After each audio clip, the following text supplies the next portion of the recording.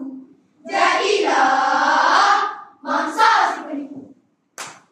Yeay! Kasut sampai. Ha! Kasut tapak cardboard. Jenama balansikan. Saiz budak tadi ke? Itulah. Lain kali semak dahulu. Jadilah pengguna yang berilmu. Jangan risau. Kita lapor pada Tribunal Tuntutan Pengguna. Oh, janganlah lupa wahai pengguna. Semak sebelum belanja.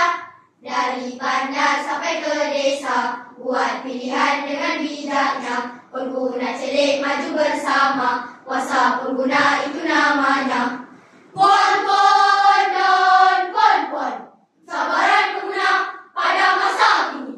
Tawaran hebat datang berjela.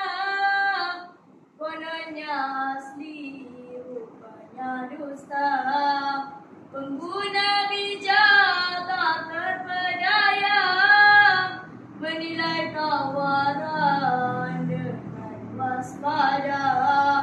Wah, produk vitamin ini ada diskon 70%. Zas! Kata mereka boleh tambah tenaga dan cantikkan kulit dalam seminggu saja. Harga pun jauh lebih murah dari kedai biasa. Hati-hati!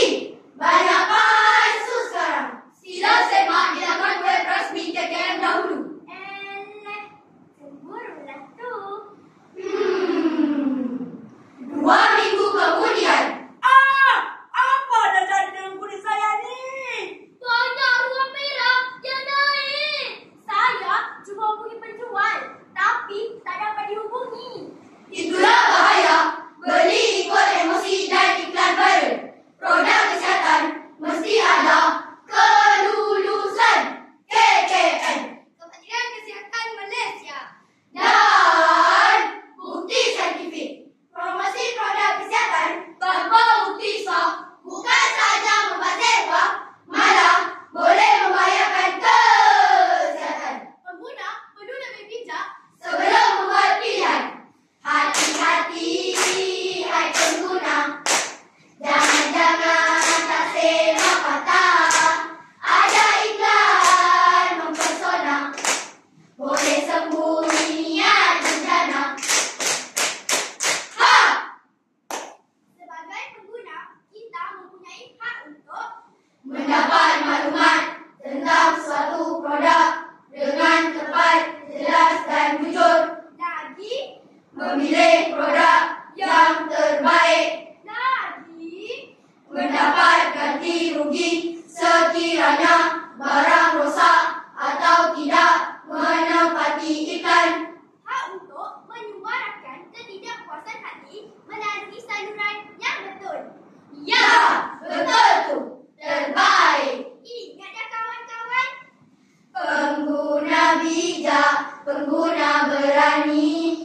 Mengetahui hak, tak diam diri. Kalau tertindas, bersuara tinggi. Gunakan kuasa, janganlah sembunyi.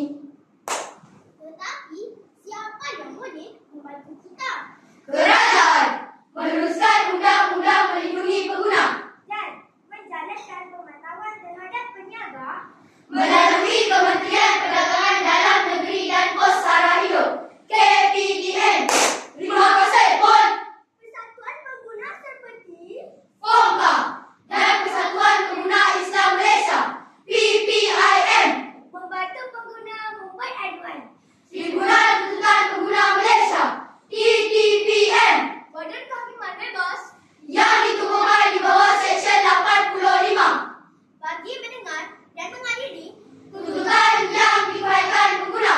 Tidak dilupakan kita semua. Kita semua. Ya, gunakan kuasa sebagai pengguna untuk saling berkongsi